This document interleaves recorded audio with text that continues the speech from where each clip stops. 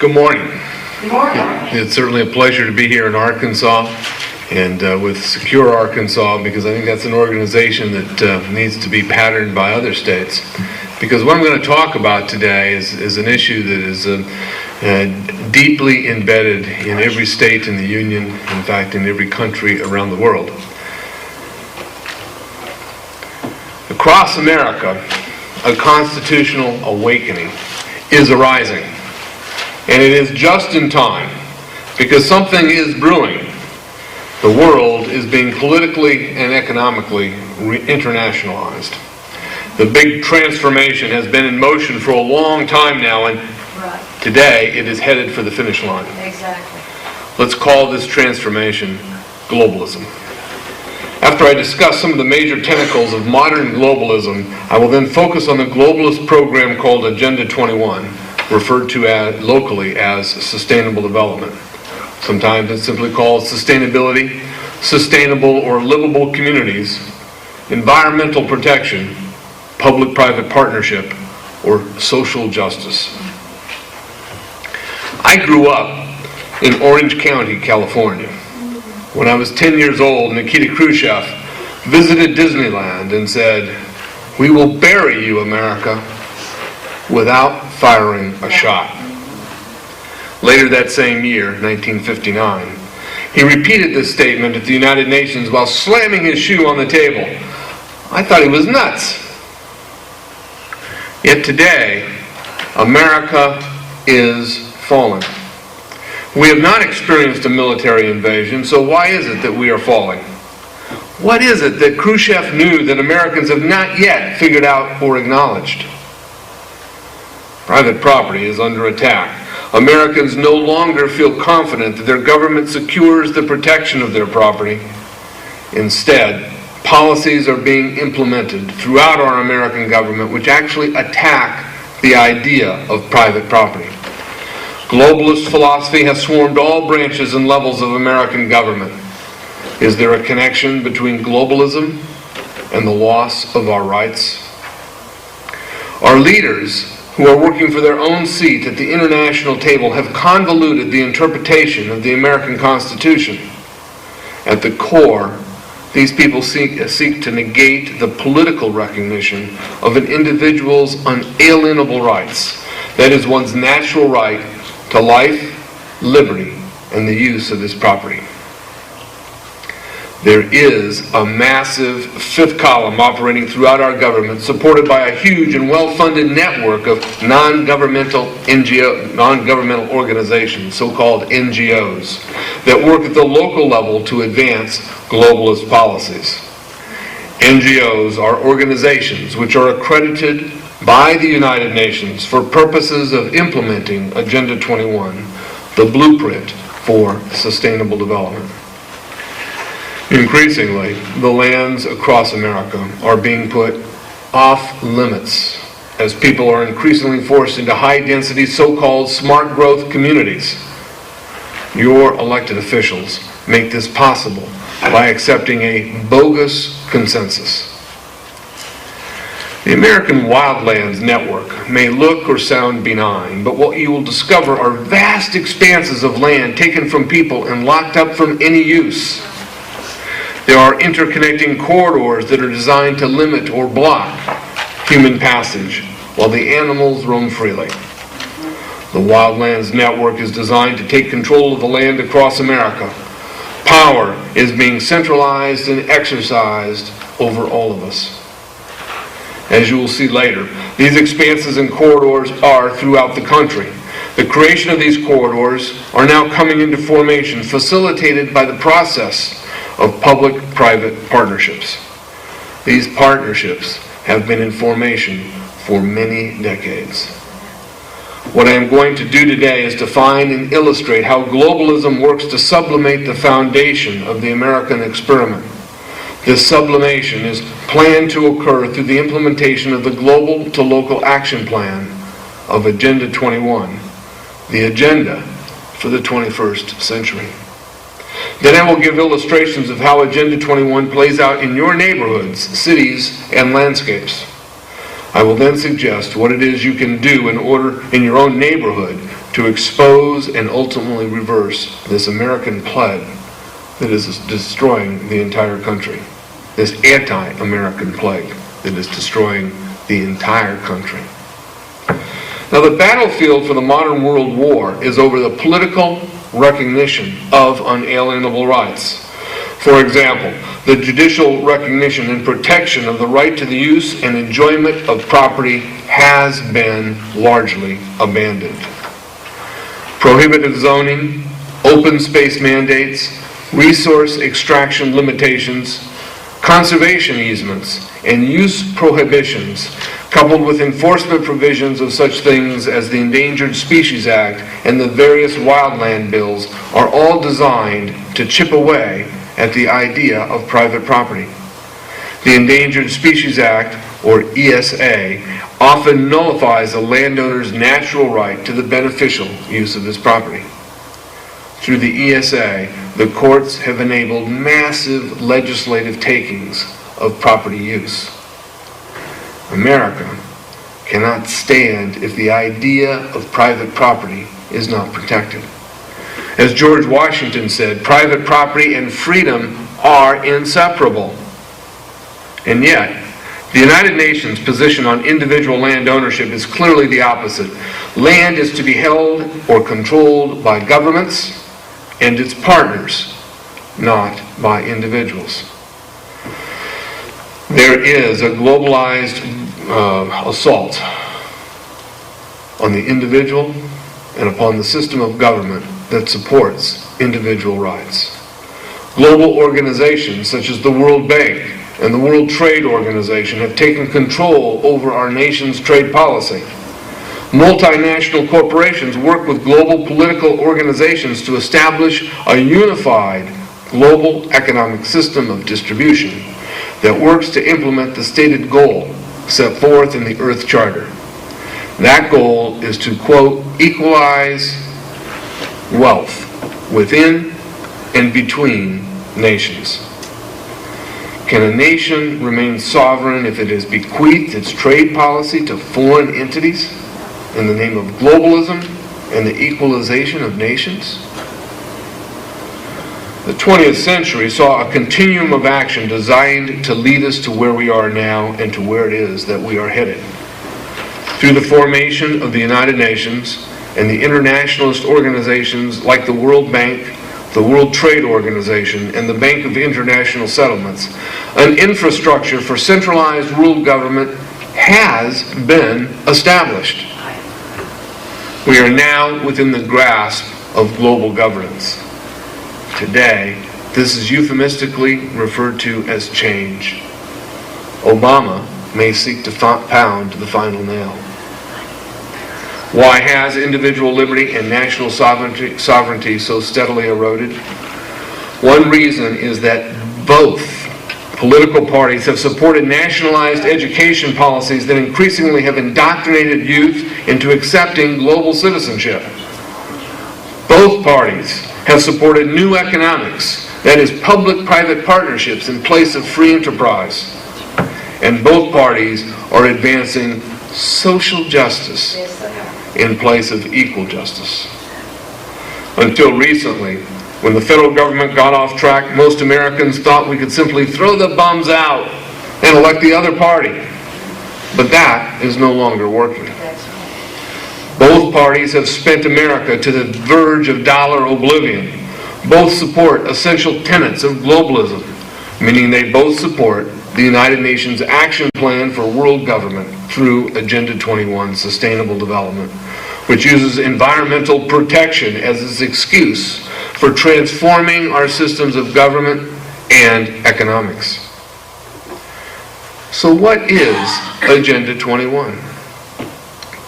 Agenda 21 is a document that outlines the implementation of sustainable development, which is a comprehensive plan for the restructure of society and the remake of man. After nearly 20 years of implementation, I can report that sustainable development policy is now pursued in every county in this country.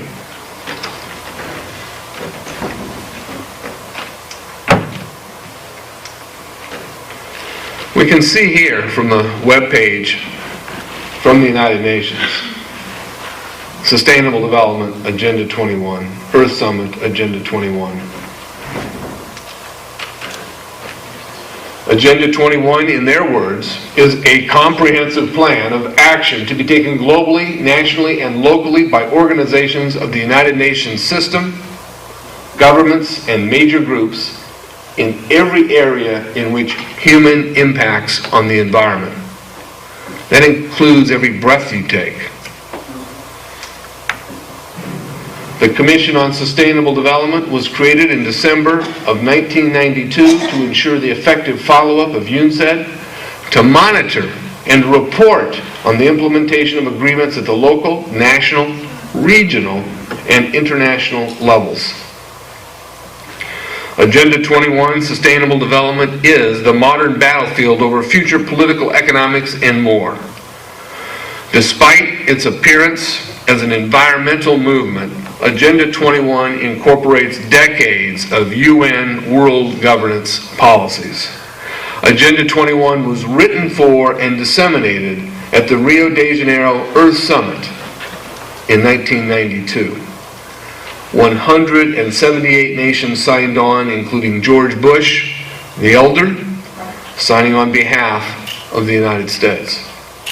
The last 4 presidents, 2 Democrats and 2 Republicans, have made the implementation of Agenda 21 the quiet cornerstones of their administrations.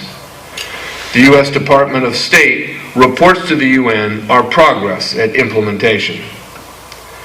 You will find at the freedomadvocates.org Research Center the 2002 State Department report, pictured here on the screen, demonstrating the American implementation of Agenda 21. The report is entitled Johannesburg Summit 2002, United States Profile. The document pictured here and outlines how we are implementing and achieving the objectives of Agenda 21, mainly through our federal agencies. Every federal agency, you'll find this demonstrated at their website, is committed to the implementation of Agenda 21. Agenda 21, Sustainable Development, is the action plan for the implementation of a controlled society. The plan is not conjecture. It is laid out in 3 documents. This document is the International Plan Earth Summit Agenda 21. The local Agenda 21 planning guide was put out by an organization called ICLEI. And I'll talk more about ICLEI a bit later. This document is the Santa Cruz County Local Agenda 21. Local infiltration is what proves the existence and seriousness of the program. Agenda 21 describes itself as a comprehensive plan of action. Now, only a few communities have titled their plans Agenda 21.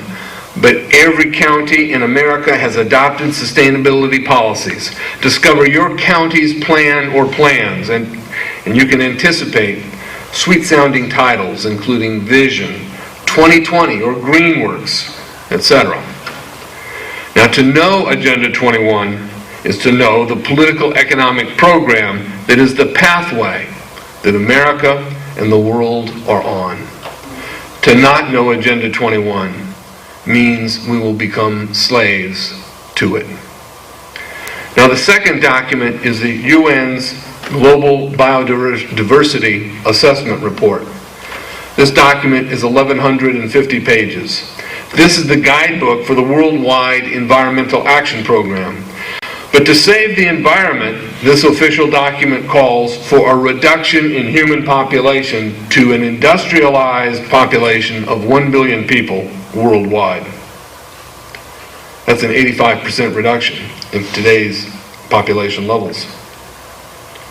In the alternative, according to the Global Biodiversity Assessment Report, a population comprised of peasants, that's their word, not mine, may be designed that would allow 4 to 5 billion people.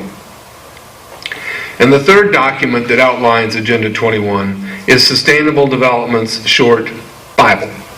It's called the Earth Charter.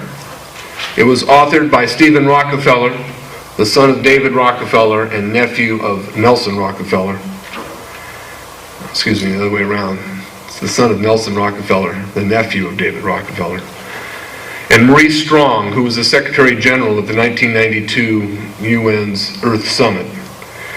And Maurice Strong now runs the Agenda 21 program in China, and that's because Western governments are looking for him for his role in the oil for food scandal, which was masterminded by his son, and which involved him as well.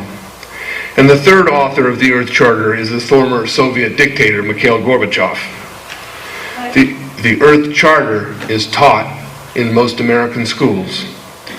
Each of the authors has proclaimed that the Earth Charter is to replace the Ten Commandments. Centralization of power is known to be a scary proposition. When power sufficiently ferments and foments during its centralization process, surviving humans are turned into drones. Now, to help you recognize local infiltration of sustainable policies, I'm going to share with you a Freedom Advocate's tool for showing the warm and fuzzy terms that arise regularly. These terms reveal Agenda 21 operating in your neighborhood. Take a few moments and scan these.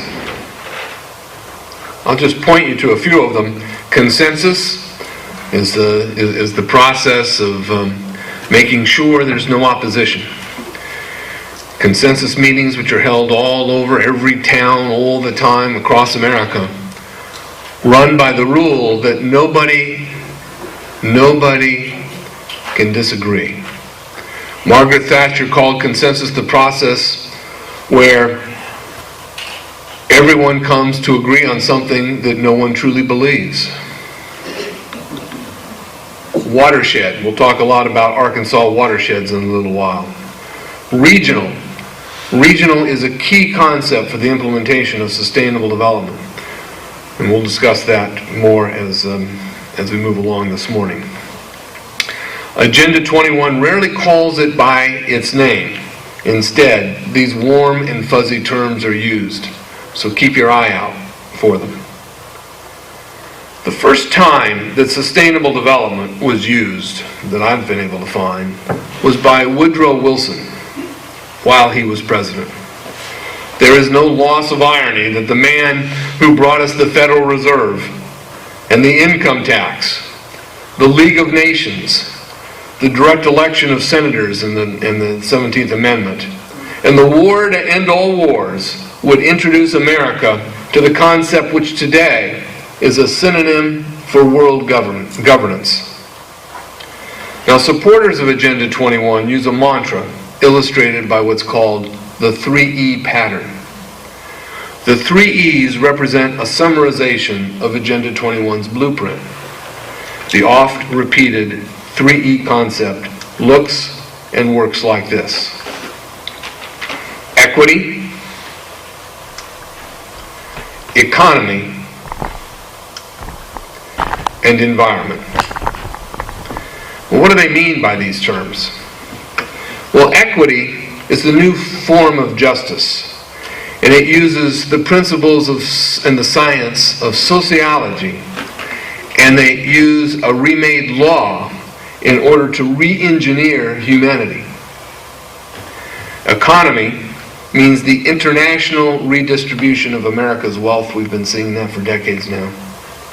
And it means the replacement of free enterprise with government-private or public-private partnerships.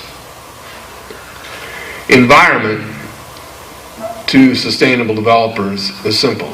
It simply means the environment before man.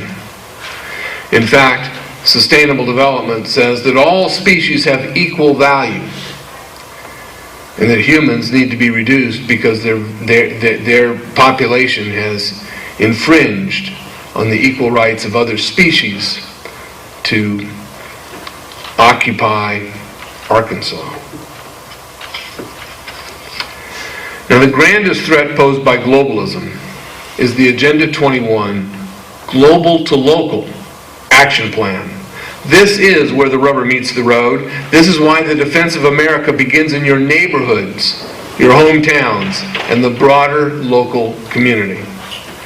Recognition of this fact will compel ordinary American people to gain control of school boards, fire boards, the sheriff's office, water boards, city councils, and county commissioners.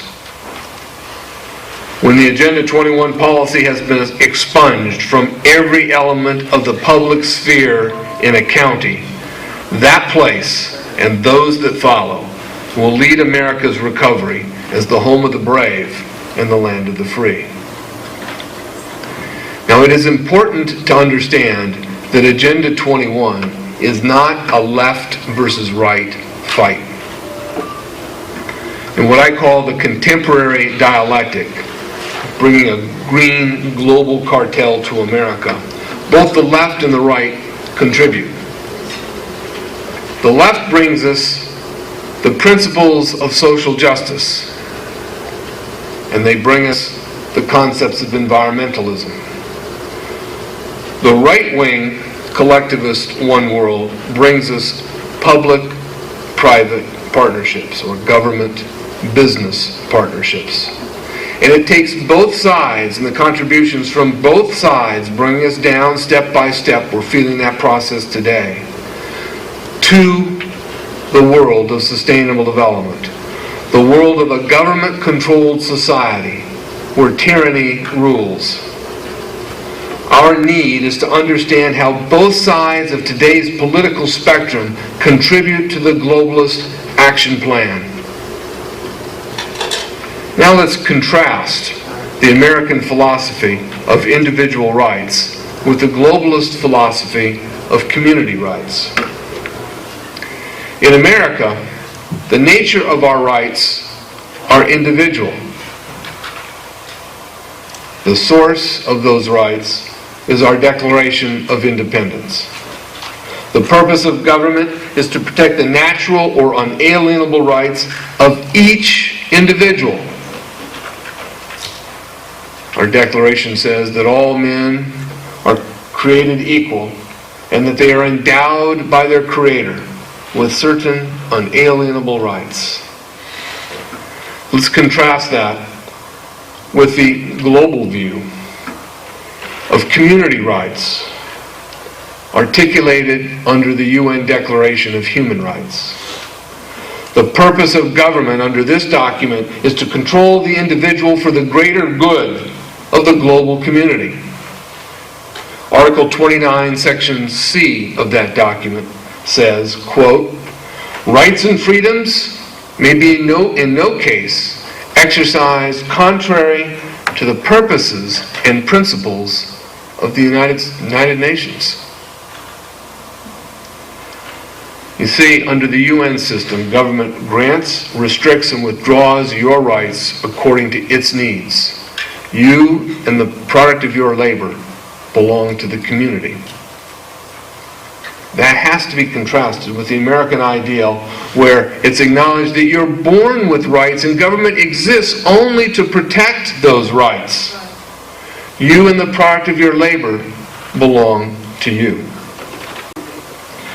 The judicial system that protects individual rights is based on the principle of freedom called equal justice. Equal justice supports true diversity, a respect for the independence and unalienable rights of the individual, and genuine tolerance for individuality. Equal justice puts a checkmate on mob rule. A system of human rights or community rights operates with the pursuit of social justice, which can be defined as law formulated to obtain government's social objectives at the expense of individual liberty. The Sustainable Development Agenda is based on the principle that the collective good is more important than individual rights. This is a direct opposition to the principles set forth in the Declaration of Independence. Now, there are three broad principles that underlie Agenda 21. The first is the step-by-step abolition of private property. The second is global education for global citizenship. Do you think the notion of unalienable rights is presented in today's schools? Take notice of the number of young sustainablers, many of whom identify themselves as global citizens. Universities are building a fifth column for sustainability, an army of young college graduates. For even younger people, there are the policies and assessments of No Child Left Behind, all geared to neuter the next generation's understanding of liberty and of the American experience and experiment. Now, the third driving principle of Agenda 21 is control over human action. For instance, we see technological advances used by government to monitor the individual. We see this happening through federal legislation that would direct biometric identification of you displayed on your state driver's license. We see the advent of cameras everywhere and of government-accessible databases that have everything about you that you now think is private information. Think of what could have been accomplished if the time, energy, and brains to put together this big brother infrastructure had instead been used to teach each person how to recognize unalienable rights and think of the debt we could have avoided. Now, I will focus my comments on the effort to abolish private property, particularly concerning land. But first, what is private property? Now, private property includes your persons. These are my hands. They're my private property. They include your thoughts. Your thoughts are your private property. And they include your relationship to something. And by relationship, I mean you have the power with private property to use and enjoy that thing. Now, private property can only exist where unalienable rights are recognized. Remember, all men are created equal and they are endowed by their Creator with certain unalienable rights. America is the only place, if only for a brief shining moment, where unalienable rights have been politically recognized. Today, they are ignored. As America implements Agenda 21's two land use programs called Smart Growth and the Wildlands Network, recognition of unalienable rights is obliterated. Let me explain these programs with the help of this map. Wildlands means the removal of people and the prohibition of resource extraction. The wildland areas are indicated on this map in red. The yellow areas are buffers to the wildlands where public-private partners will engage in limited and controlled activities. Smart growth is the stacking and packing of human beings in dense cities where people will depend on public transportation rather than automobility. In the words of a smart growth advocate, quote, "It will be the people in cages with the animals roaming freely," unquote. Smart growth areas, also referred to by the UN as human settlements, are demonstrated by the black dots concentrated mostly on the coasts. The North American Union and the Trans-Texas Corridor. The Trans-Texas Corridor is a major component in the creation of the North American Union. The corridor facilitates the political economic equalization of Mexico, Canada, and the United States through the establishment of trade routes, toll roads, utility lines, and inland ports. These systems are to be developed, managed, and owned by various multinational corporations working in public-private partnership with governments. The Trans-Texas Corridor begins in central Mexico, where goods offloaded from China come up a highway and hit the American border in Corpus Christi, Texas. It proceeds to there, where the first inland port is in Kansas City, Kansas. Now that port will be manned by Mexican officials in substitution for American custom officers. It goes from there and it spreads out all through the United States and up into Canada. In order to meet the economic equalization objectives of the economic E, the Sustainable Development System requires global management of trade directed to the World Trade Organization pursuant to policies created by the World Bank. This system of managed trade necessarily necessitates bringing down American production and middle-class standards of living to a world standard. Similar to the European Union, the North American Union calls for an eventual merger of countries, Canada, Mexico, and the United States. By design, this leads to the regional governance that sacrifices our unalienable rights and national sovereignty. Now, the people in Texas have put up a good fight against the Trans-Texas Corridor. Governor Perry there, Republican Governor Perry, working with libertarian leaders such as Bob Poole at the Reason Foundation, Reason Magazine, have masterminded this system to flow into Texas, therefore the name Trans-Texas Corridor. The program has repeatedly been declared dead, but it repeatedly resurfaces, often with different names, different titles, and sometimes focusing on different arterial lanes. But the commitment of the Republican Party to the idea of the Trans-Texas Corridor is seemingly unstoppable. Fortunately, the good people in Oklahoma have said, well, when you get your Trans-Texas Corridor up to our boundary, make sure it includes a U-turn, because we're not letting it come into Oklahoma. But this battle, like all the battles over Agenda 21 Sustainable Development, is never over. It never dies. And that's because the people yet do not understand the nature of Agenda 21 and all the tentacles that it has. And that's why meetings like this are so important, because until this word spreads, the attack on America continues.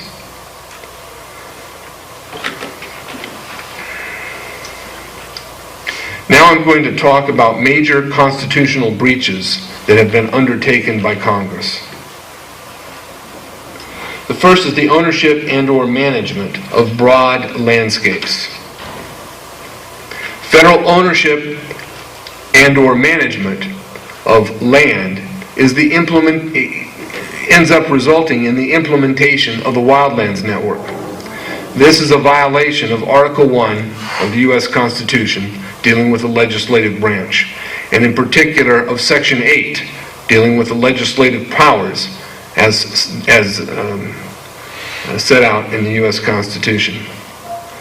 So I'll ask, how does the federal government justify gobbling up and owning so much of the West landmass? Why does the federal government direct management on much of the rest of the western landscape? And the Department of Interior, how did that monster arise? What is the constitutional rationale? There is none. There is no constitutional authority for congressional land management. Constitutional authority for land ownership is set out in Article 1, Section 8.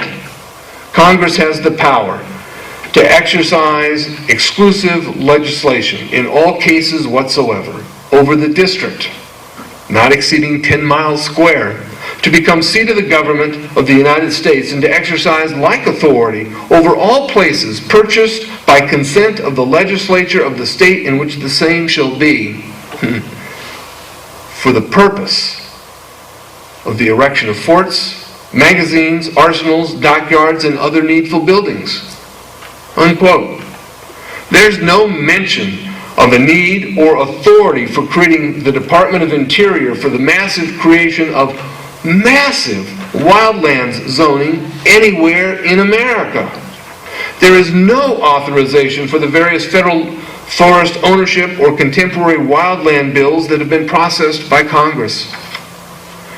The Constitution was written to protect the unalienable rights of the people, not to abrogate them. So who is Congress working for? There is a war on American ideals, and Congress is on the wrong side. Remember, government powers are granted under the Constitution. They cannot simply be taken by a narrow mob with political frontmen seeking power and control over resources. And yet, that is exactly what is happening. Defaulting to federal authority in the area of land and resource management is a huge mistake. Government parks should be determined and owned by states and/or local governments. There is no federal authority for the ownership and management of parks and the resources they hold. Now, other congressional breaches of constitutional responsibilities include a delegation of trade policy to international institutions. Congress has delegated authority over U.S. trade policy to World Trade Organizations and to various multilateral trade pact organizations. This necessarily comes at the expense of sovereignty.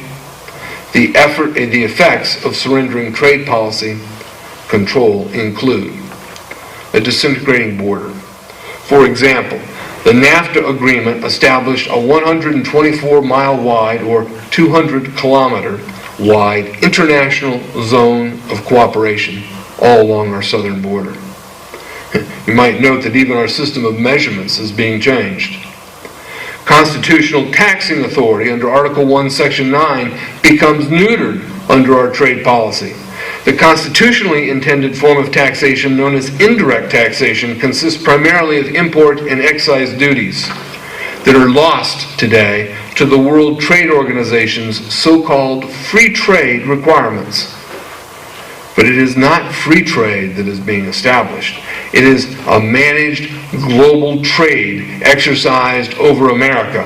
This policy is designed to economically equalize nations in accordance with the Earth Charter mandate to equalize wealth within and between nations.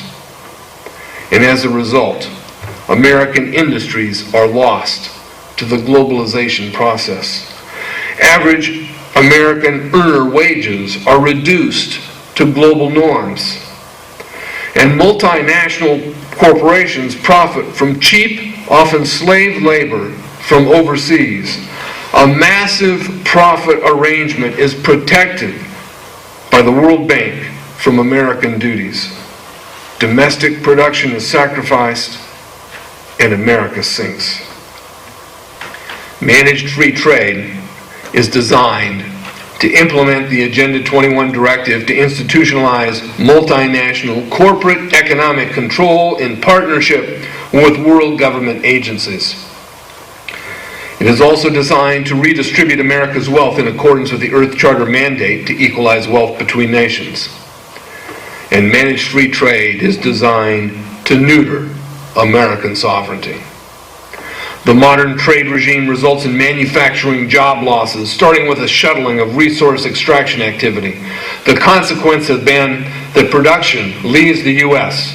Finished goods are then imported, often from slave labor nations, always concentrating wealth into the hands of global business partners of prospective world government while draining off American capital. Prince Charles established the Sustainable Business Council with major multinational businesses. Globalist corporate coordination has occurred. American trade policy must again become American-made. America cannot surrender its trade-making power and remain a sovereign nation. The sustainable problem is a lot more than simply green. Another congressional long-standing abrogation of their constitutional responsibilities is the delegation of monetary responsibilities to a globalist system of central banks, resulting in the loss of an honest monetary system. This is another congressional breach of Article 1, Section 8. This time it regards the establishment and maintenance of central banking within a world system of central banking. This is the indispensable ingredient for creating world government. Congress has no authority to delegate an exclusive monetary system authority to a third party. That is exactly what happens when a central bank like the Federal Reserve is formed. This accounts for at least the financial aspect of the dilemma we face. The existence of central banks like the Federal Reserve allow for the printing of money necessary to fund the globalist movement while accounting for its creation as debt owing from us. The monetary system is designed to cause a financial collapse which allows the opportunity to further consolidate and strengthen globalist power. America will need a new monetary system. Today, we must understand this issue if we are to avoid being trapped in an arranged future that has little regard for human life. The collapse of the monetary system appears to be in process now. So let's observe two facts. First, a pattern begins to take form. The federal government has become an outpost of globalist authority. Now, the real muscle is being applied where it counts, and that is in your communities.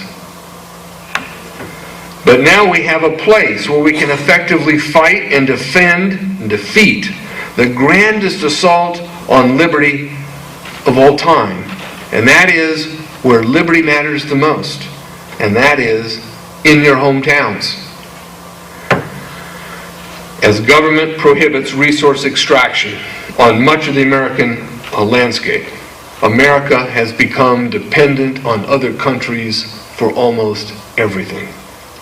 This causes the interdependency that our children are taught is so important, which is all designed to lead us to world government. We need to recover our ability to use our resources. We need to cause federal land to become private property or is local. Win back your town or neighborhood from Agenda 21's policies and then move on to a broader local area. Ultimately, combine with others working similarly around your state. Then kick sustainable development policy out of your law and out of your bureaucracy. When enough states have captured their citizens' liberty, the federal government can be taken on effectively. Then we will have salvaged the American experiment in individual liberty, equal justice, and including the political recognition of every individual's unalienable rights. Long live the United States. When enough communities have been recaptured, then the spirit of liberty will storm state houses. Then we can effectively cleanse Congress. As Congress conjures up what they call a living constitution, the pros in Washington, D.C. are selling out America. We don't have all that much time. Remember when American youth were taught that it was a good thing that power was not centralized and coordinated? Oh, I wish it were that way. It needs to become that way. Restore the American Republic, not a 15th century landscape. Expose sustainable development.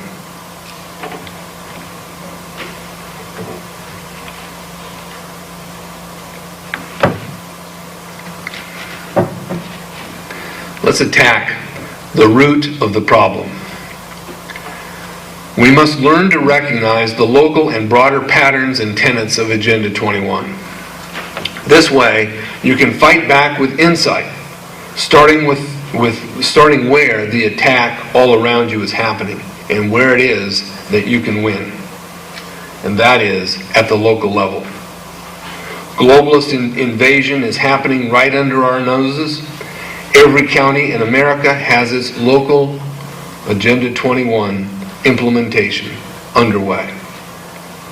Let's examine aspects of the local action plan.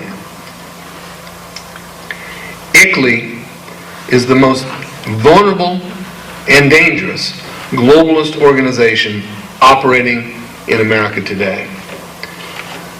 How many people here have heard of ICLEI?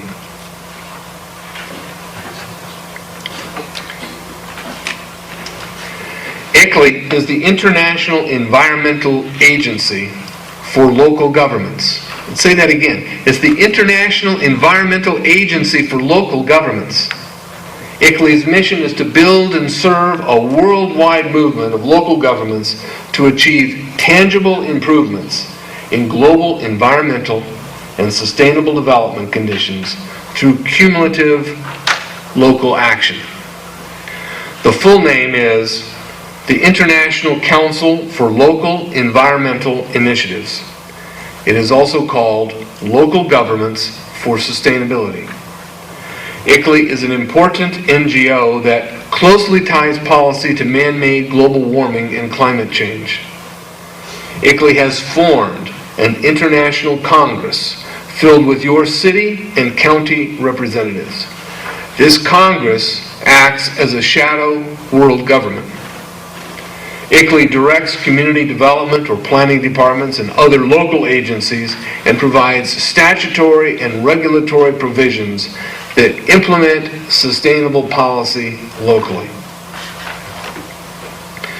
To make it even worse, local tax funds pay the contract fee for ICLEI.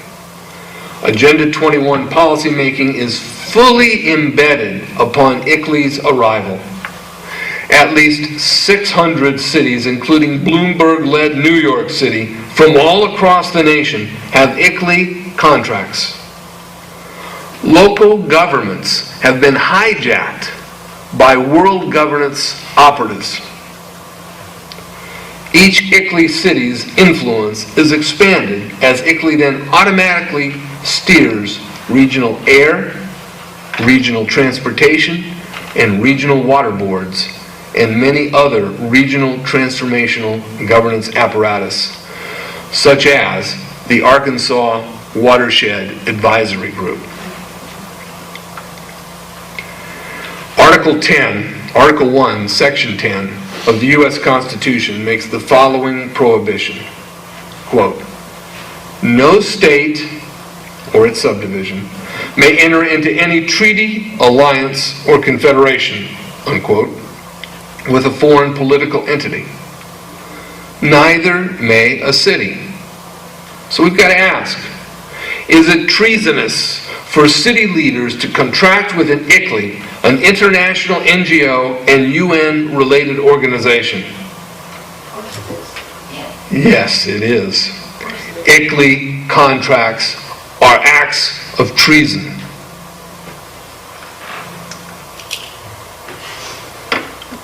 Central California has 110 cities that have contracts with ICLEI. You might say, well, Arkansas is relatively free because you've got 3 cities that I know of, there may be more, that have contracts with ICLEI. But 3 working regionally is enough to spoil the entire state.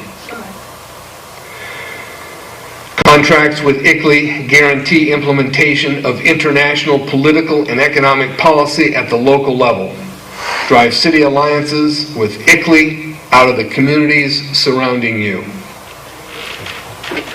Where's the sheriff?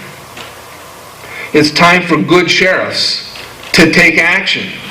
Ridding towns of ICLEI is more important to the future of America than was the sheriff's role in ridding the West of rustlers and train robbers. If sheriffs are America's last hope, we need sheriffs to start kicking ICLEI out of communities. City attorneys and county council's offices also have a role to play. Their duty is as a fiduciary to you.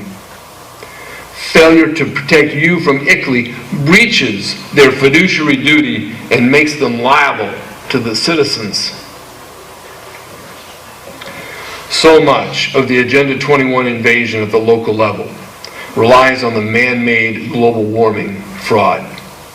But the unraveling of this masquerade has not yet hit the local political scene. ICLEI is particularly vulnerable because of general public awareness concerning the man-made warming fraud. For several reasons, citizens need to react to ICLEI soon. Now is the time. Residents in Spokane, Washington, and various cities in the Colorado Plains are taking on their city's contract and contact with ICLEI as other localized rebellions brew. You can do this too. We are following the Kick ICLEI Out campaign at freedomadvocates.org.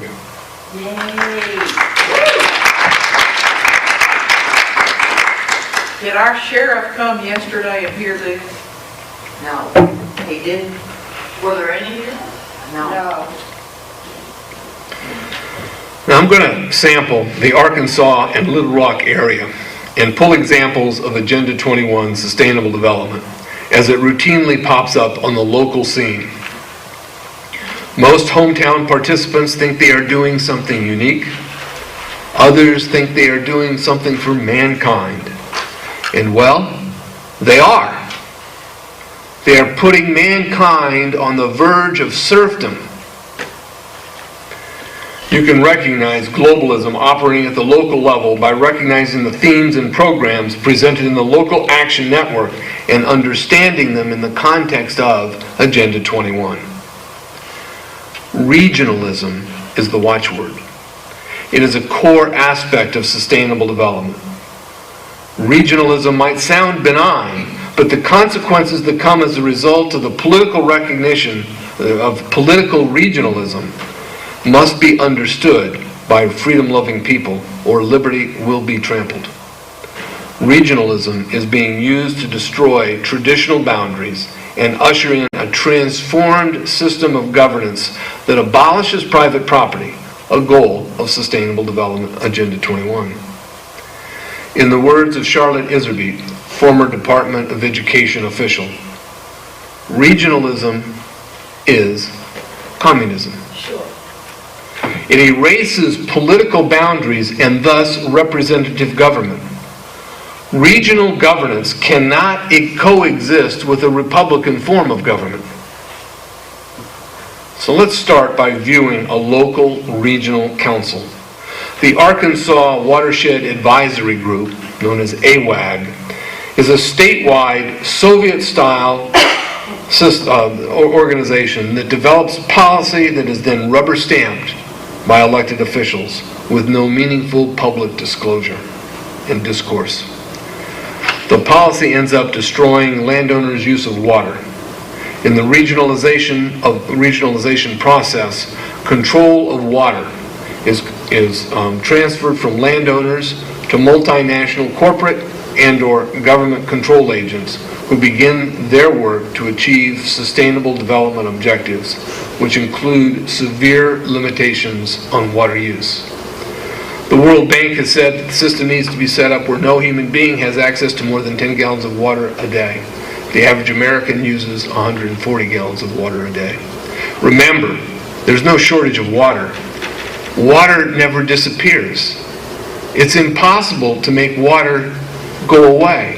It's a system that's always evolving and rotating. The question for water development is gaining access to the water so that it can be used. What is happening in America, all across America today, is that the systems for bringing us the water are being undone. Dams are being busted in Central California. The aqueducts are no longer available for the Central Valley farmers who are the breadbasket of America. Instead, the farms are going fallow to protect a 1-inch smelt fish so that the water then runs out to the ocean.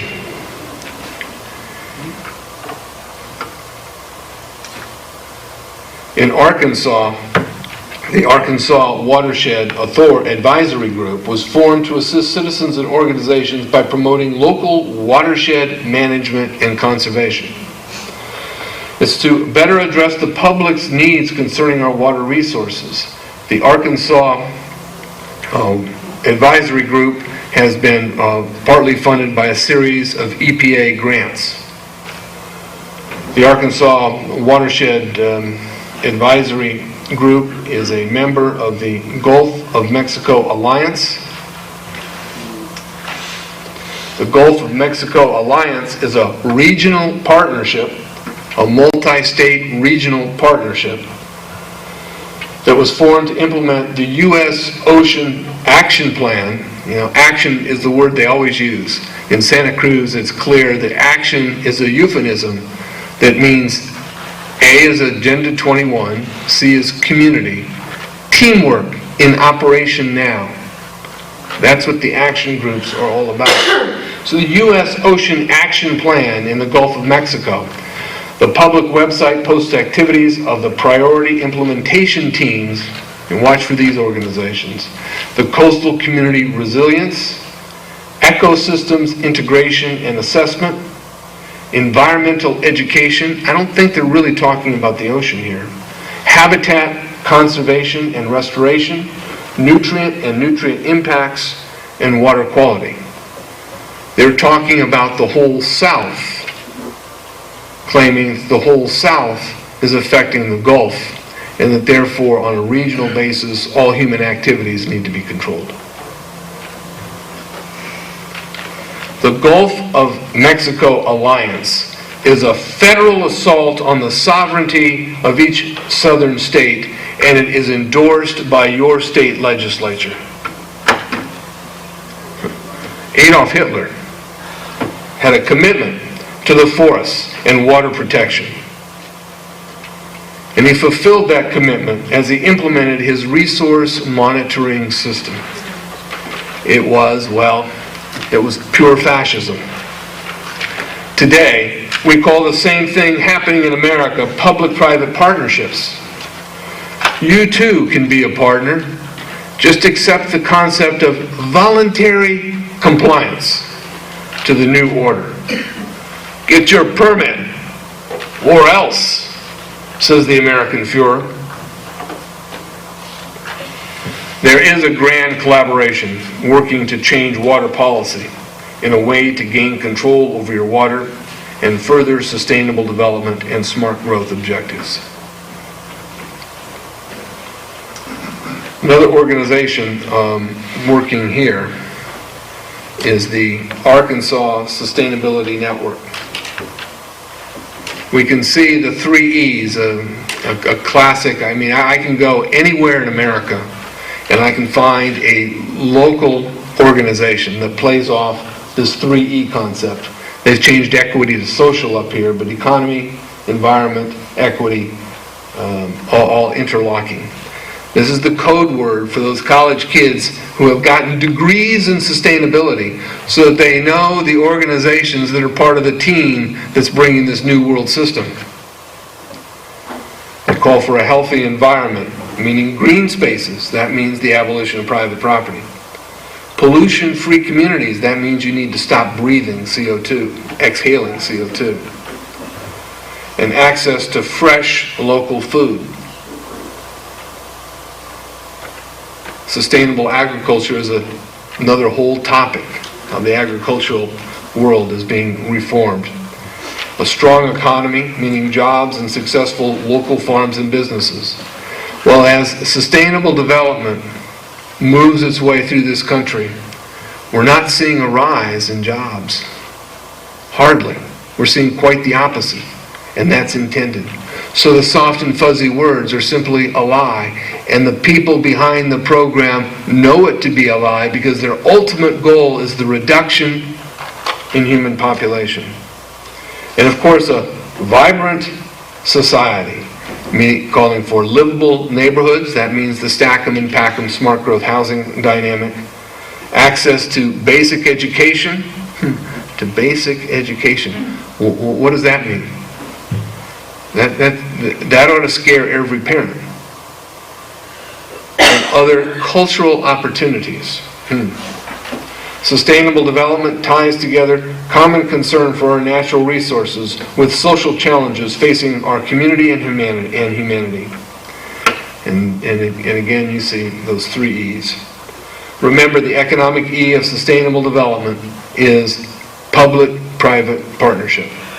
The purpose of public-private partnerships is to consolidate or collaborate the global and regional effort to conspire against the idea of private property. They do this in part by advocating and establishing a system of partners who cooperate with the New World Order. Again, the Arkansas Advisory Watershed Groups, these are their members. State agencies, just about everything. Federal agencies, what happened to Southern Strife? Colleges and universities, private organizations, including the Nature Conservancy, a private organization. Bologna, it's an NGO and the largest landowner in the world. It steals your property, sells it for a massive profit, and the federal government goes out and steals more people's property. Are these all so dumb they just don't know what they're doing? Or what? How does that happen? That nobody checks into what they're joining? Well, I think that's a good question. Some are dumb, some are the useful idiots, There you go. but they aren't all. That's right. Um, Money. Money's a big factor. And just being part of the in-crowd.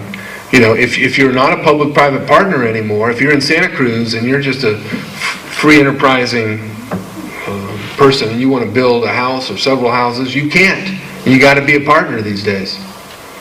And so many organizations simply succumb to that because there's so little public discussion and there's no public ridicule of organizations that succumb to these policies. Further evidence of the sustainable thrust to establish business partners willing to operate their businesses in a manner to gain favor with an emerging central authority. The Sustainable Business Network here in Arkansas is an example of how centralization happens. These are other organizations all committed to this program existent in this state.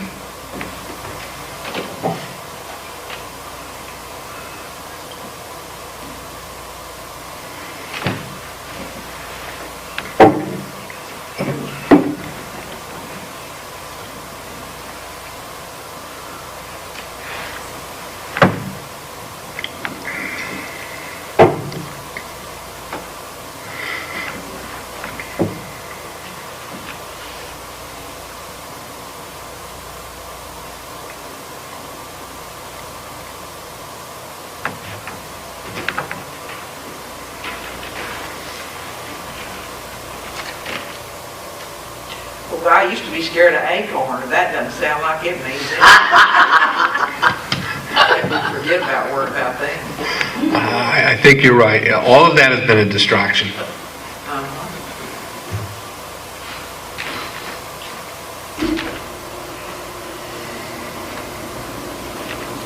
You see, they're quite organized, and they're quite effective at attracting the follow the latest, the latest pattern. And unfortunately, people fall prey to this regularly. And it's not just in the state of Arkansas. You can take this and multiply it by 100, and you have Texas and California.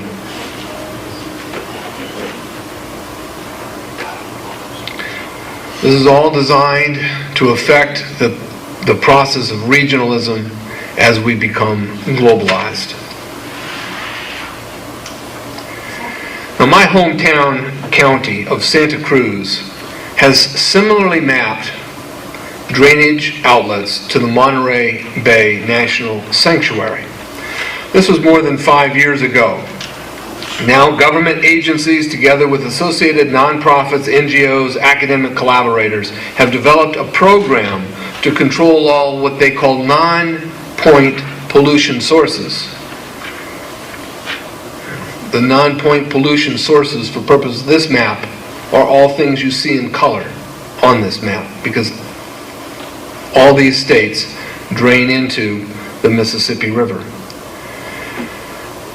Non-point pollution sources means to implement controls over water use, including all activities that have a potential for affecting rainwater drainage or agricultural irrigation drainage. This map is put out by NOAA, and while there's nothing problematic about mapping watersheds, it is when you use the watershed to establish political policy in accordance with watershed management brought to us by regional agencies and organizations that have no standing under constitutional law, but have become an extra-constitutional form of governance in this country. Regionalism practiced by organizations like AWAG produces policies and strategy for the state of Arkansas to conform these non-point pollution sources that drain into the Mississippi River. These organizations exist to advance the globalist goal of abolishing private property. I mean, gee, if you can use water policy to destroy a landowner's use of their property, it gets pretty easy. Control the water, control the people. So these excuses are used to promote the relocation of people from wildlands. We're going to see an increasing effort to do that over the next decade. And the corridor areas. And the conscription. They use these policies to conscript public-private partners, whom I call the mandatory volunteers of the new fifth column. So we've got to ask ourselves, who's in charge? Is it the watershed authority or your local county? That's the question. The ArkansasWater.org compiles and shares water quality information and resources. And they get this when they come knocking on your door and say, may we just do a little study? And the average American, wanting to be a good citizen and contribute to the knowledge bank that is shared with others, say, sure, you go and set up your study system. And they compile this water quality information in order to move their program forward. Funding for the development of this website came from the Environmental Protection Agency. Again, we see the federal clause. I mean, the EPA is a prototypical Agenda 21 organization. And the grants are administered by the Arkansas Natural Resources Commission and awarded to the Arkansas Association of Conservation Districts. But here we see a map of the Arkansas counties. Now, that's where government's supposed to be vested. But the new thrust from the NGOs is to vest authority under watershed designations. Again, we're talking about extra-constitutional legal entities that negate your local control over political action.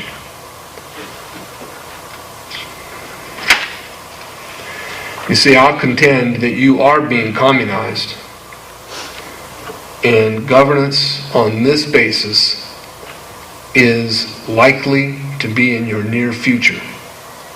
And that's why it's so important that Arkansans understand the regionalization process and what it means for the termination of a free society.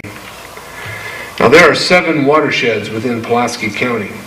The Bayou, the Fourche Lafave, Lake Conway, Lower Arkansas, the Lower Arkansas Maumelle, the Lower White, the Bayou des Arcs, and the Upper Saline.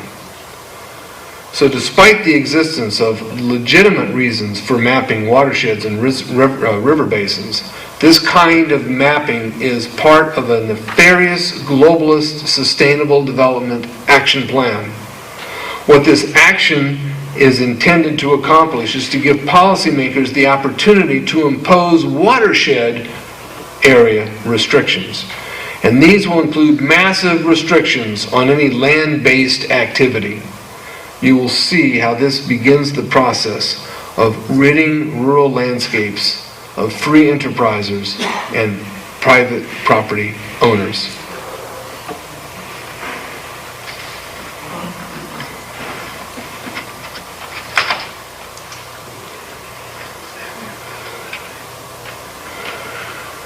the Watershed Conservation Resource Center is engaged in water quality monitoring, watershed plan development. You see, the organizations are everywhere. They're well-funded. Money's not an issue. They're well-staffed with young, aggressive sustainablers. And this is the kind of work they do in order to gather the data necessary to begin to impose the rules. They might find that the nitrates here or there are too high. That gives them the justification for establishing the declaration of crisis and the control on a statewide basis of water use and land use based upon the findings they get as they do their water quality monitoring system. The same program is in California. There's nothing Arkansan about this. Every state has organizations like what I'm describing now. And you see watershed organization formation assistance. We must understand that watersheds are used to grab regional control, and that's how they grab private property. Water can be used to control all land use activity. If the forces of power achieve this planned outcome, we as individuals become chattel. Control the water, and you control the people. Now let's look at the city of Little Rock.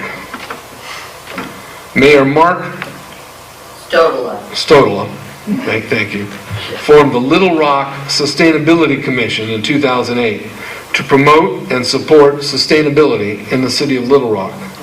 Membership is supported by city staff. The Little Rock Sustainability Commission has a vision statement. The city of Little Rock is a thriving community where the social well-being of the current and future citizens is supported by a vibrant economy and a healthy environment. This ought to become the next number one pop tune, because it sings the same song everywhere, always facing it, pretending to be local action. But you can go to any state in the Union and you'll see the same thing. The mission statement for the Little Rock Sustainability Commission is to provide education, leadership, and vision, a word often used, for current and future citizens, organizations, and departments of the city of Little Rock to sustain our environment, enhance our economy, and achieve social equity. I mean, they haven't said anything unless you understand the meaning of those words, the code that these words mean.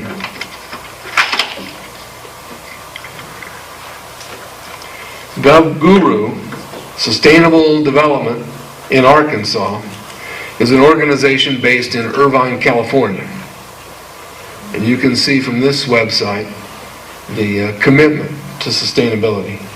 The Sustainable Housing Communities U.S. Department of Housing, it's always got a federal affiliate. The objective of the Sustainable Communities Initiative is to stimulate more, and and the more is more stack 'em and pack 'em housing, less reliance on the automobile, livable and so-called walkable communities, sustainable development resources, education for sustainability. The President's Council on Sustainable Development, that came from Arkansas in the form of Bill Clinton while he was president, measuring sustainable economic growth and development, etc.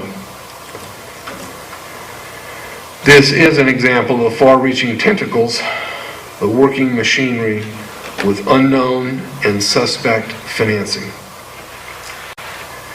Of great disappointment to many people when we talk about this is how chambers of commerce are all part of this system.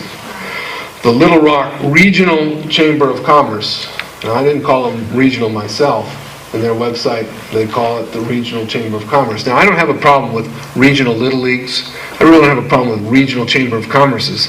But the problem is when you start to regionalize government, and when Chamber of Commerce begins to talk about economic development and public-private partnerships, you begin to think, are they talking about regional little leagues, or are they talking about regional governance?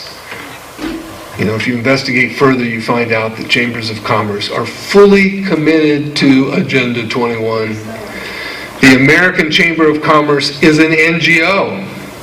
So is the American Farm Bureau. That's why farmers don't get this information. The globalists have worked long and hard for many decades to gain control of all these organizations. If the Chamber of Commerce is part of this, why is Obama demonizing them so much? Well, you got to have a game, Yes. okay? But, you know, if you understand the game is the left and the right pretend to be fighting, Right. while underneath they're working like this, Yes, they are. coming down that V that I showed earlier to sustainable development. You're right. At the core, that is their goal. It's for the, you know, it's for the news flashes they pretend to be in battle. There is no philosophical difference between George Bush and Barack Obama That's right. when you measure it from a globalist perspective. That's right. It was George Bush who said, when speaking to the United Nations, that the traditions and philosophies of the United States and the United Nations were not different. So it's easy today for many people to blame Barack Obama for what's happening.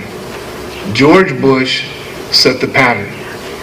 Ronald Reagan was the man who brought regionalism to California, saying we needed to change our horse and buggy system of governance, and we needed regionalization.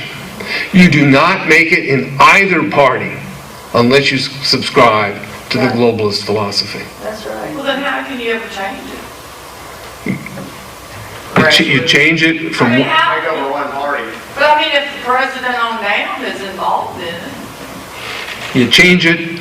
You change it at the local level. You elect Sarah Palin. No, you don't. That's what I mean. Who can you trust to vote? Might have been more than that now. She's been taking over. Sarah Palin was an Agenda 21 champion as mayor of Wasilla. Yes. You will not be in the Republican or Democrat Party risen unless you are an Agenda 21 You're right. advocate. You're right. So the question to you is, how do we change that? We change that by focusing at the local level. That's Ridding... what I'm saying. If everybody's into this. You're not. Well, no, I'm not. Become mayor. Yeah, and Colleen, you're not shy, you know? I don't have enough business sense to be there. Well, you know, at some of these meetings recently, we've had the people from the quorum court, and I never really took an interest in the quorum court until I heard these guys say it. They sit there, and they're 2 conservatives and 11 liberals that are giving away all the money. And I thought, well, now we need to start there. Well, there are some elections with the quorum court. There's a lot of people that are in, and if they get about 4 or 5, they can block a lot of the stuff that's being done. They can't reverse a lot of it because it's a majority, but they can block a Well, lot. Why we did need we to find know out who about they this are. stuff a year or 2 years ago? Well, That's what you're saying, starting not at a the year or lowest level. two. You know, if you don't want to be mayor, get yourself onto a school board.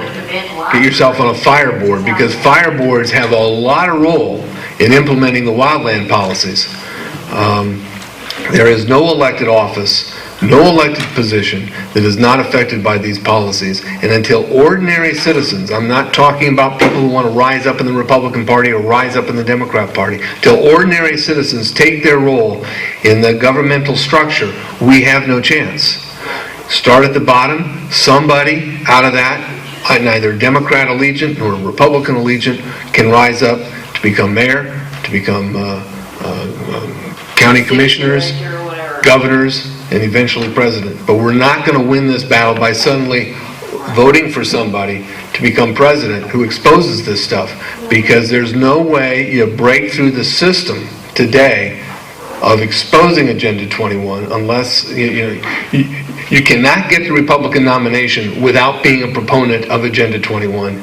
End of story. You say, well, nobody talks about it. And I say, well, that's the whole point. Exactly. Okay? If you talked about it in a negative, exposing way, there's no party support, either party.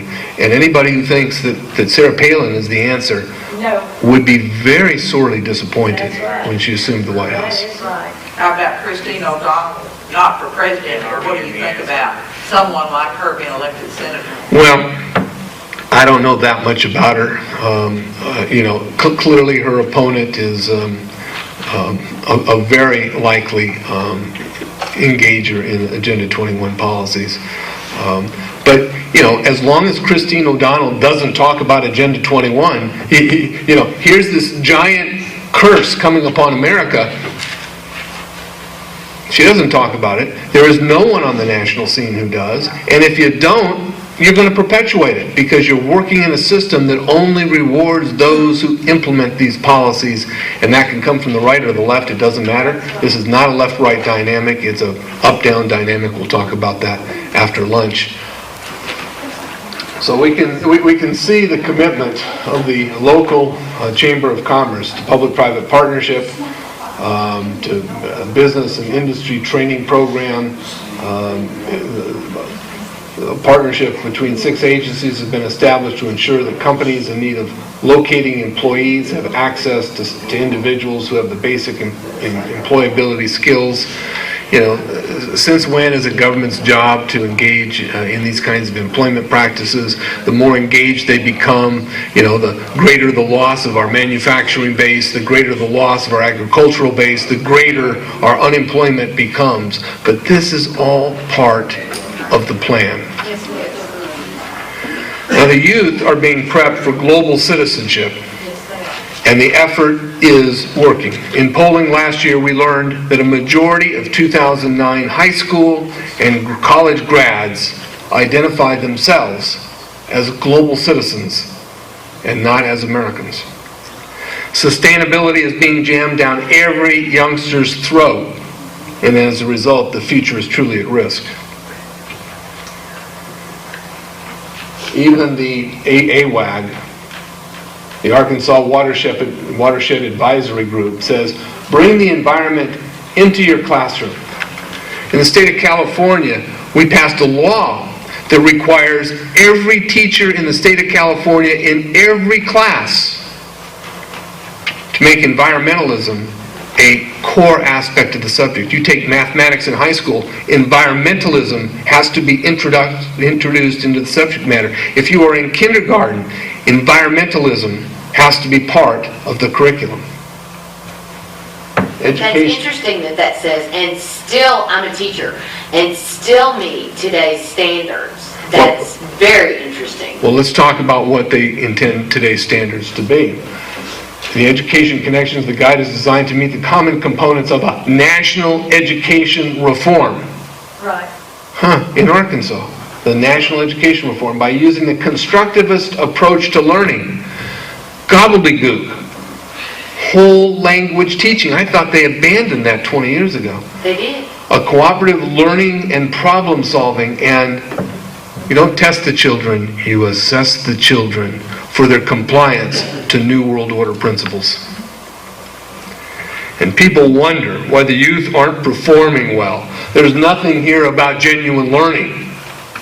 Reading, math, reading, writing, and arithmetic.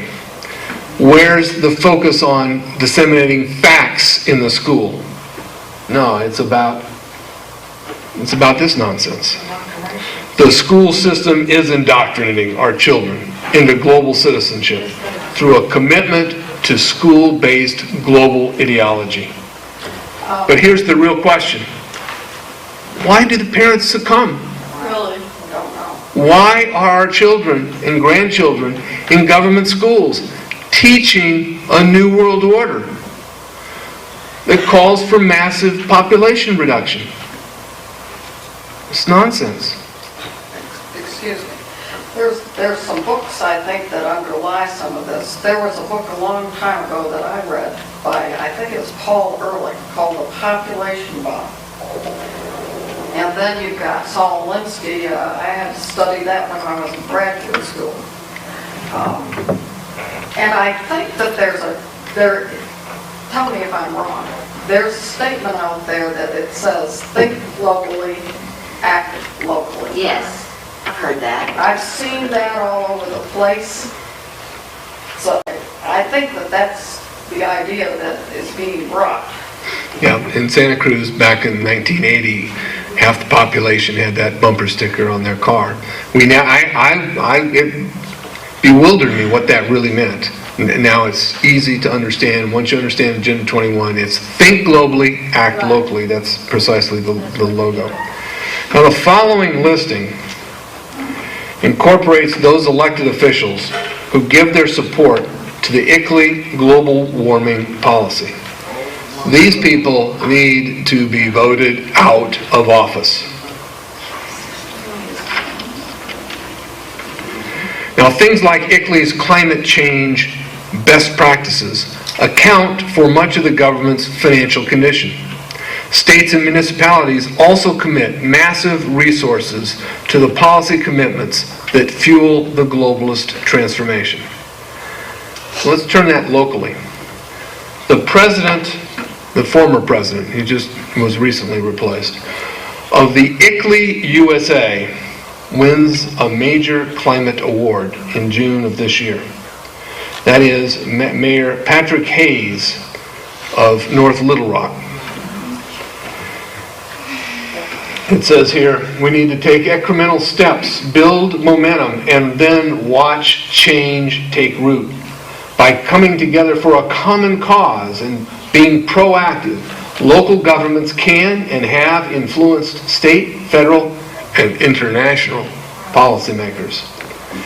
As the president and board chairman of ICLEI Local Governments for Sustainability, USA, Mayor Hayes is recognized worldwide, I guess that's what turns him on, in all levels of government as one of the most vocal leaders in support of local government climate action. And that's very telling in itself, because if Mayor Patrick Henry Hayes is world-renowned, we're not hearing about it, are we? We just hear what a good job. Yeah, right now Yeah. he's campaigning for Blanche Lincoln. He was part of her bus tour that drove through some days ago, and videotaped it down in Pine Bluff. He was the head cheerleader for the Blanche Lincoln. Well, people in Little Rock, especially in North Little Rock, need to know what he's really up to. Yeah. You know, ICLEI, just to remind people, is a foreign organization and an important NGO that closely ties policy to man-made global warming and climate change. ICLEI is on a mission to transform local government and steers regional transformational governance apparatus. People all across America need to realize that the man-made global warming charade is being used to drive local policy to usher in globalism in transition from the American way. You know, the great news there, of course, is that people in England and in Washington, people in Washington, D.C., and increasingly people across America know that global warming is a fraud. We've got to ask, why was this fraud perpetuated? And given that this one's been defeated, what's the next fraud to serve the same interest? And they've already announced what that next fraud is, and it's all about biodiversity. And in order to save the long-toed salamander, people are going to have to recondition their life. That's going to be the next word we hear. ICLEI is going to gravitate toward biodiversity and away from global warming as that charade has been unmasked. But don't think ICLEI and the globalist philosophy will go away, even if global warming is understood to be the fraud that it is. They've got a whole tool bag of tools needed to create this kind of transformation. People across America need to realize that that fraud of global warming is permeating your local cities to implement Agenda 21 policy. Now, the Agenda 21 people are organized, even as their active drones don't know what they're organized around. But Agenda 21, once you understand it, shows itself everywhere you look. Now, do you think our politicians and bureaucrats are serving us? That's the question we need to ask. And if the answer is no, then it doesn't matter, in my judgment, whether you vote for Barack Obama, Sarah Palin, or the former governor Mitt Romney. They're all going to do the same thing. Commit treason. commit treason. None of them are going to do anything but promote Agenda 21 policies. They may argue on some things. That's showmanship.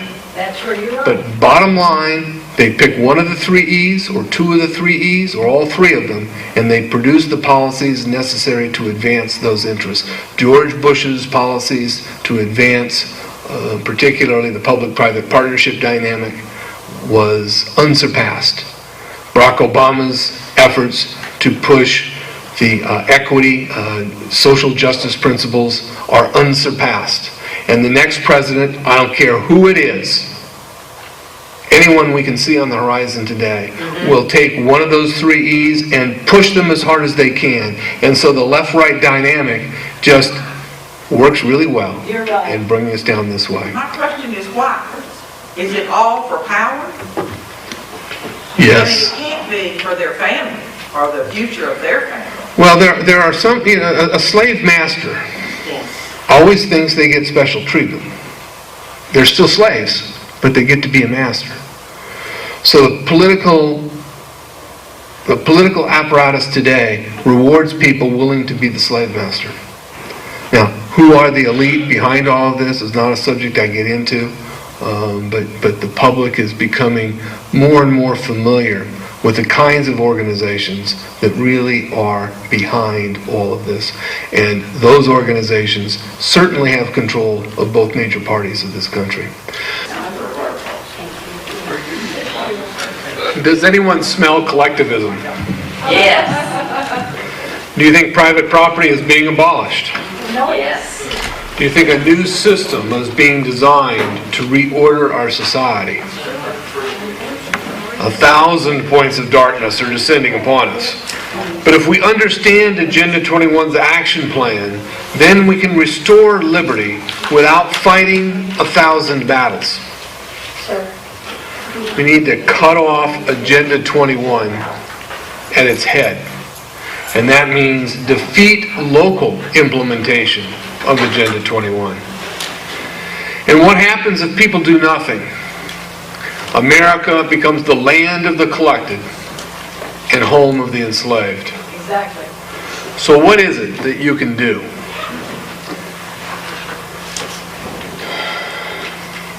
You can help bring Arkansas back from the treasonous abyss of global government by the following 6 methods. First, recognize and resist the trend to replace political boundaries with regional governance. Recognize that this form of government leads to a breakdown of accountability to the citizenry. Second, refuse local government receipt of federal or state money for new sustainable programs because they breach the American system of federalism and raid the Treasury. Withdraw from established sustainable development programs. Avoid local government partnerships with federal government, NGOs, foundations, and corporations that advance the anti-liberty sustainable development agenda. Do not surrender your town or county or the state to the insider privilege of sustainable developers and their moneyed interests. 4. Understand and enforce the role that public officials have in administering government in a manner that protects individual liberty and ensures equal justice. 5. Know and understand the federal Constitution.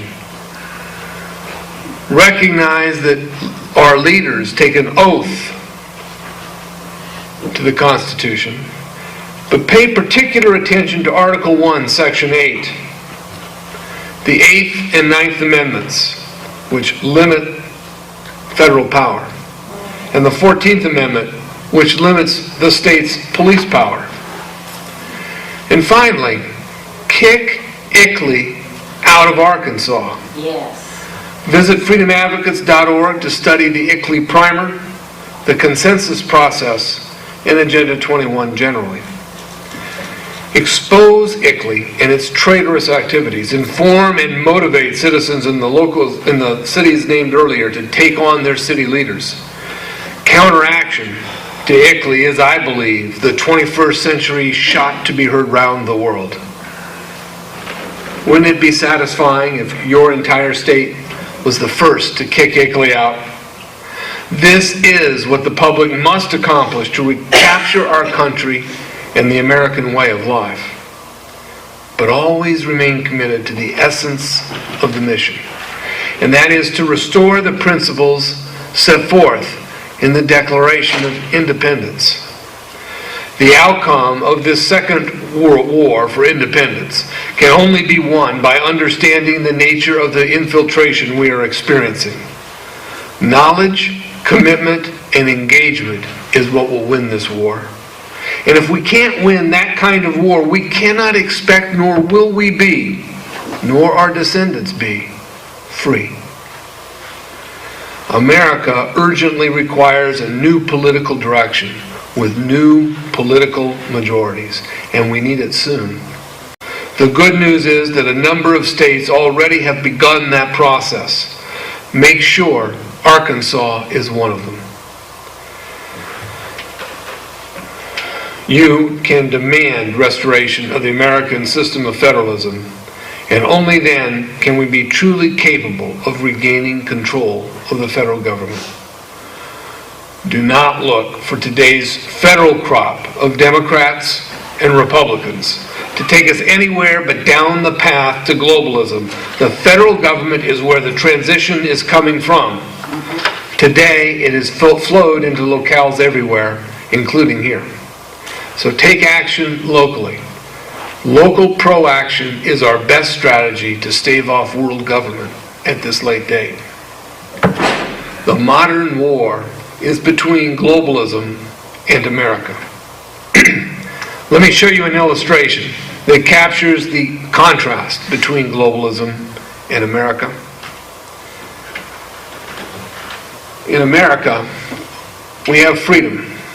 We have the freedom of conscience.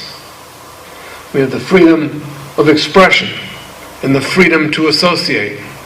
And that all provides for us a freedom to trade. These principles are established not by the Constitution, but by the Declaration. And out of the Declaration comes an economic system based upon free enterprise. And if we adhere to these principles, we'll end up with peace. Peace through individual liberty. Peace because we're a system based upon private property. And that peace will, in those concepts of individual liberty and private property, bring us prosperity and abundance. Now we can contrast that with what I say is the other side of the political equation today. And that is this system called sustainable development, predicated on the ideas set forth in Agenda 21, which bring us collectivism, we're all feeling it, and bring regionalism, all in order to implement the United Nations Declaration of Human Rights. You see, when we do that, we're living in the world of sustainable development, where we have a government-controlled economy. That is the globalist path that we're on today.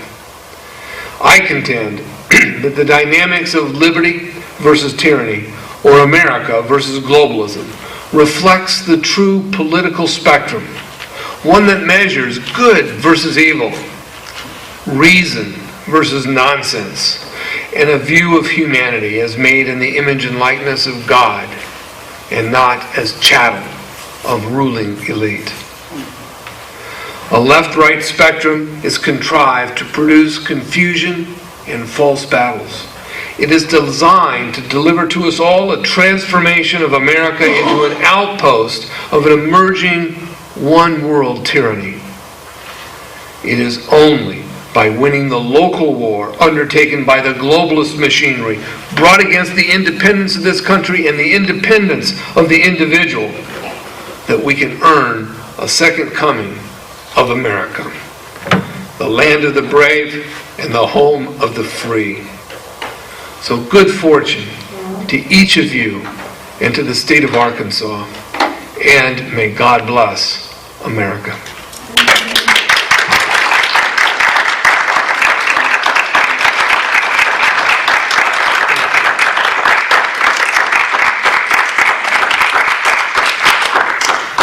If there's a final question that you would like to ask Michael, feel free to do so.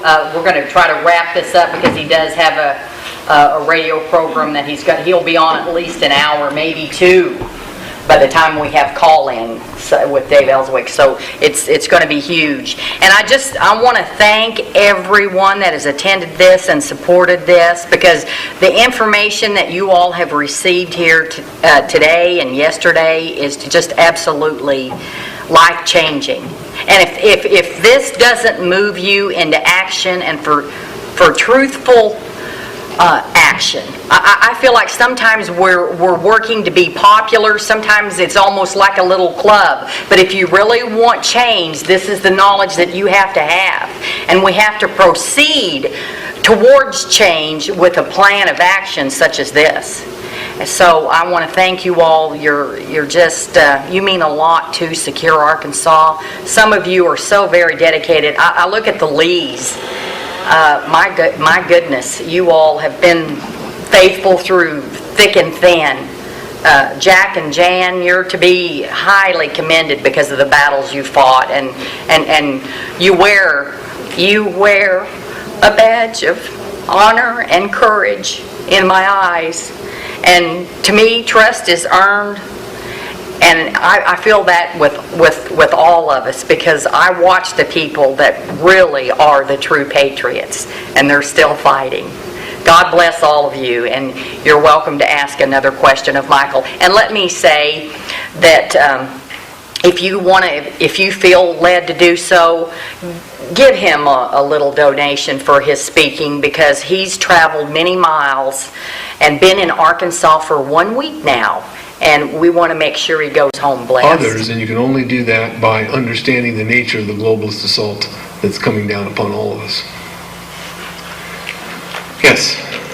You said that we couldn't rely on the Democrats or the Republicans of this generation, so what party do you feel is helping most, with your...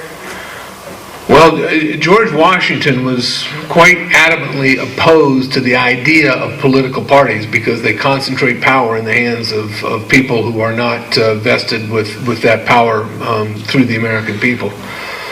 So the one thing I can say today is that there is no party that I'm comfortable with.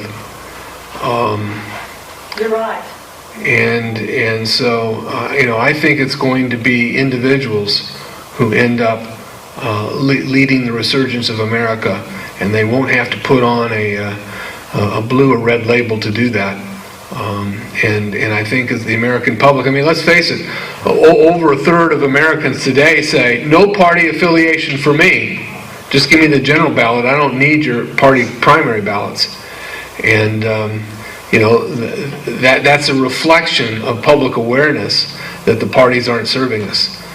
And I think we'd have been better off had we followed Washington's advice and not begun with political parties.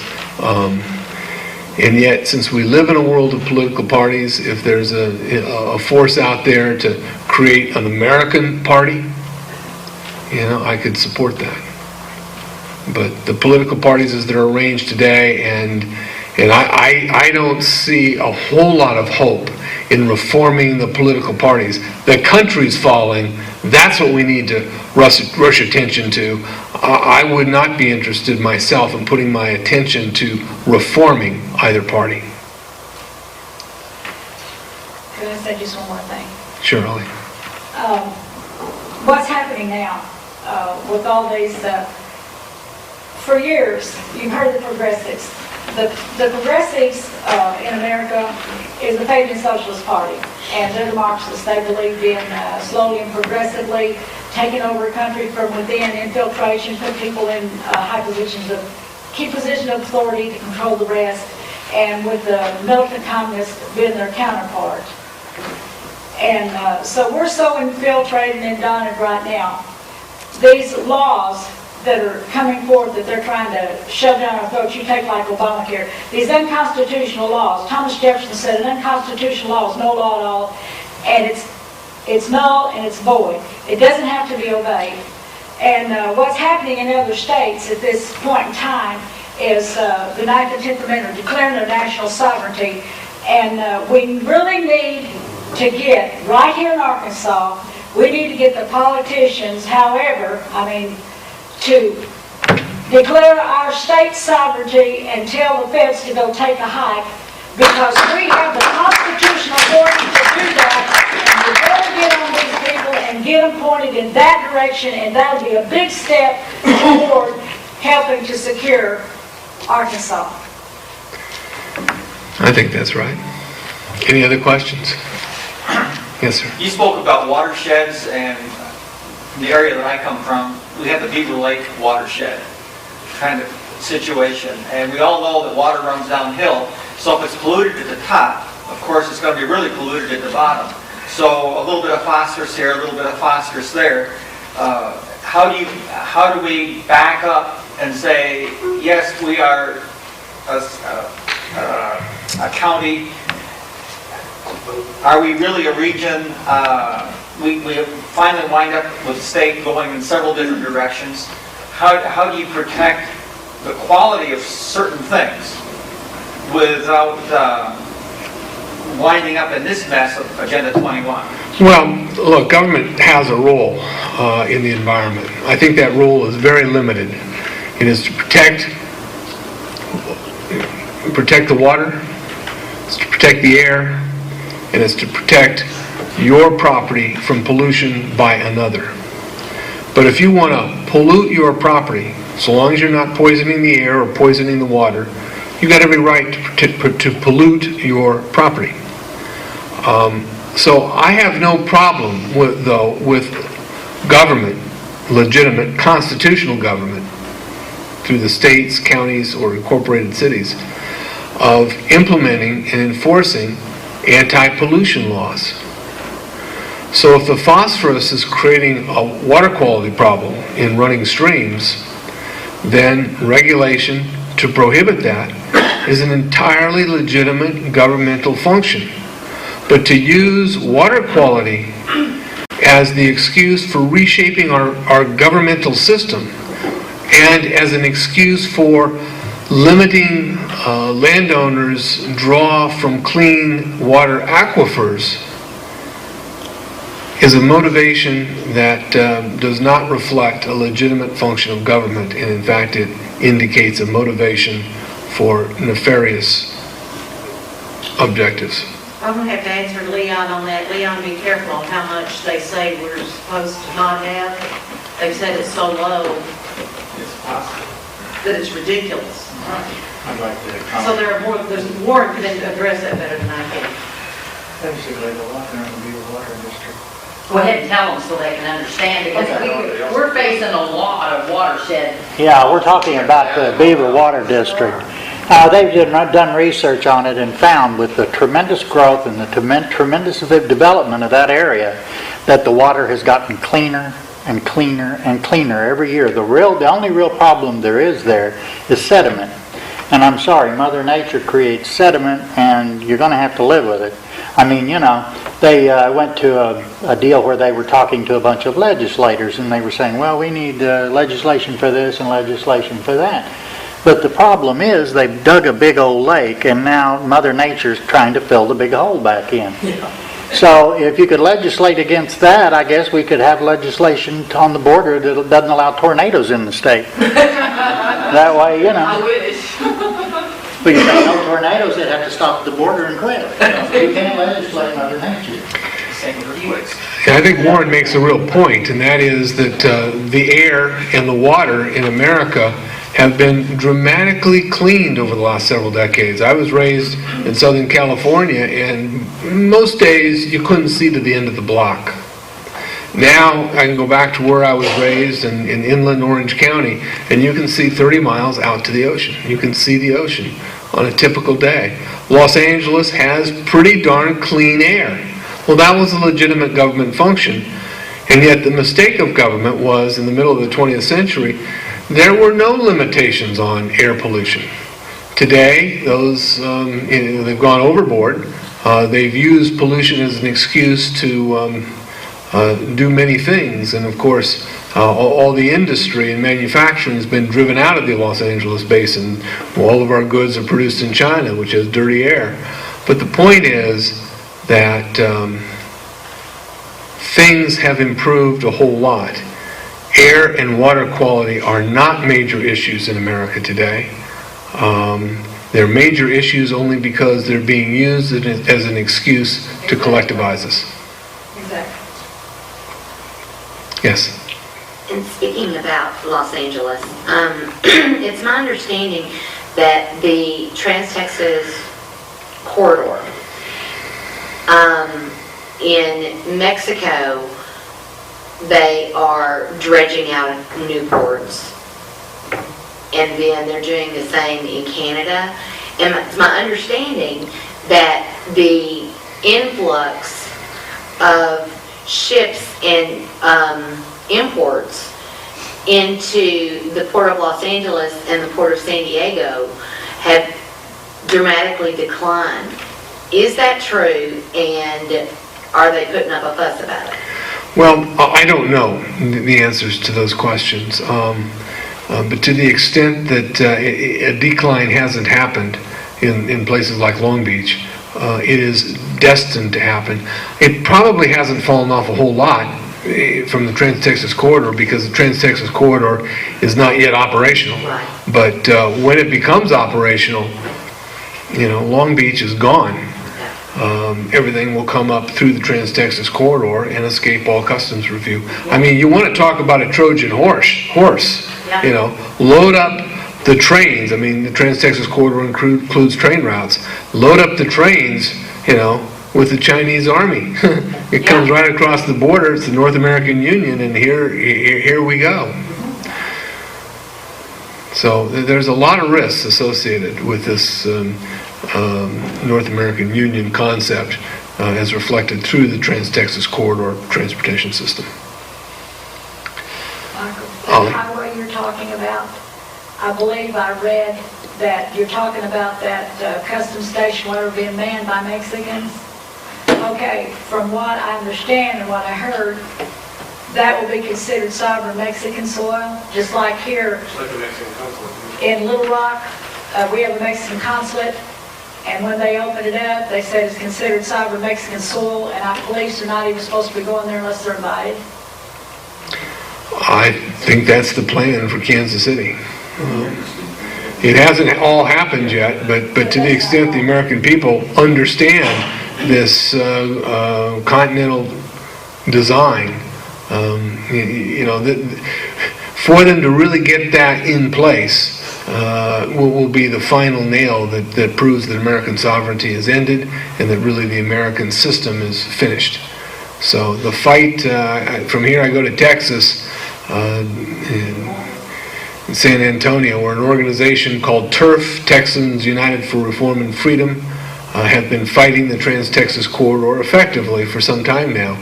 But they need help. They need help from Americans because blocking the Trans-Texas Corridor is key if we're to win.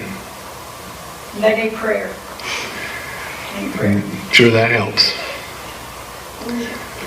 Well, I want to thank you for being here today and take the message home to your communities and block sustainable development in your own hometowns, because that's the only way that I see that America survives. Thank you.